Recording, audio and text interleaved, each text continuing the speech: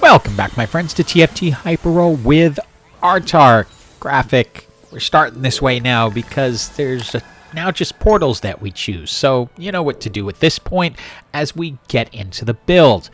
I have looked at the patch notes, so to speak. Well, there's a website that tracks changes on the PBE. This is probably going up after the patch was released, so I'm not 1000% sure if the information I have is correct because it's just what's on the PBE right now. But supposedly, Challenger is getting buffed, which I found a little bit confusing since I found it pretty OP, at least in Hyper Roll, and that may be simply because it's easier to get the 2 4-cost champions that you need to make it really work, and that's Yasuo and Kai'Sa. We are in the university, so it's going to be all prismatic augments, so at this point we can go ahead and grab the Living Forge. That will probably be the best option because we can get some Ornn items. Since I was able to 2-star the Samira, I decided to just go pure Challengers at this point.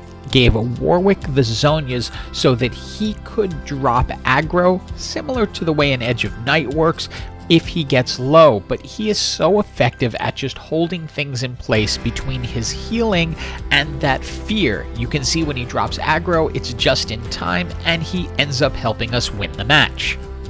Item choice for me is pretty easy. Anytime I'm running Challengers, I still like more speed, so I will get a Rage Blade. Ultimately, I'm likely going to want to get that onto Jhin or to Kai'Sa later on, but for now, we can use Samira as an item holder.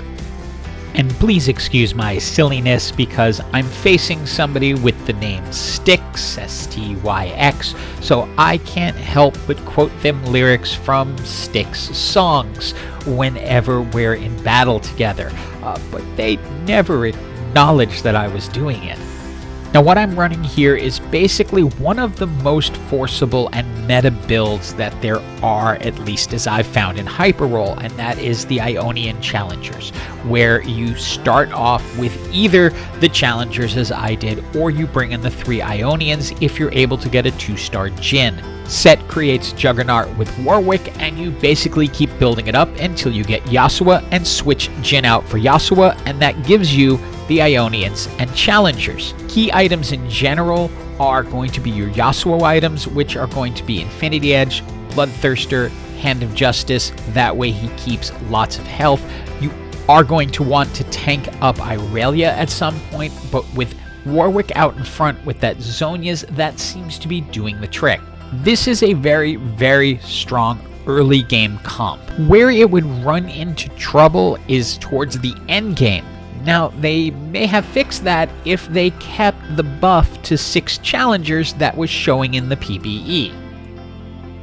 It's time for our second augment, and with Challengers, I will often try to grab gifts from the Fallen because your champions who are left, which are often Kai'Sa at the end, will get more and more powerful, and when they are strong, your team is going to dominate. Now, Samira plays 2 roles in this build. She's A, an item holder. Sometimes, unless you get her to 3 stars, you might just keep her, but B, her ult reduces armor for the duration of the fight, which is going to make it much easier for damage dealers like Yasuo to get in and kill people after she's ulted them. And we're about to run into something that is always a tough choice for me. 3-starring Samira. Once you do that, you've locked the items in. Unless you get a magnetic remover, which is possible, but they're just not that plentiful in this set. So you now have a really powerful champion, but she has items that you really want on other people. We have an item choice here, and I'm going to go ahead and grab the BF sword so I have the ability to make a Death Blade. It's important to have enough AD damage on these champs. We don't have the best items here, but we can put a Rabadon's Death Cap on Kalista since she does AP damage and she's going to be picking up speed from Challenger. We then get a Yasuo who on his own is going to be better than Jhin because he is also an Ionia, so you don't lose the buff, but he's going to be getting Challenger. The only problem is he tends to get himself into trouble. This is why in the long run, you definitely want to get healing items on him, because as you can see, he dives the backline, grabs aggro, and then goes down fairly quickly. Luckily, we have a really strong backline that can finish people off.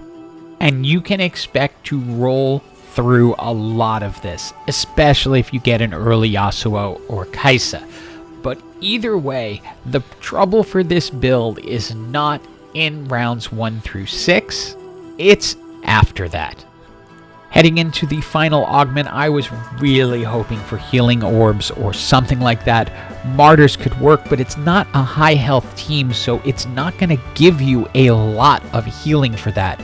Long distance pals can at least boost damage for Yasuo and also then for Samira, who's in the backline. Bloodthirster is an absolute must on Yasuo anytime you need at minimum that healing item. Preferably if you can also get a Hand of Justice, that would be good too.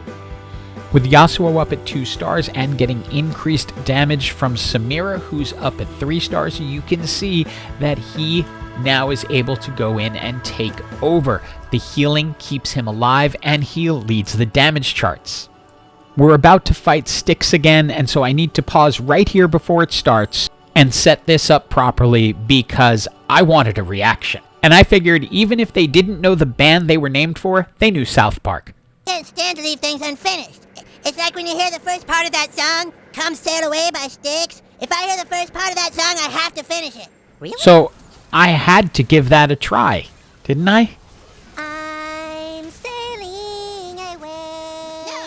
And see if they know what I'm saying. Get an open course for the Virgin Sea.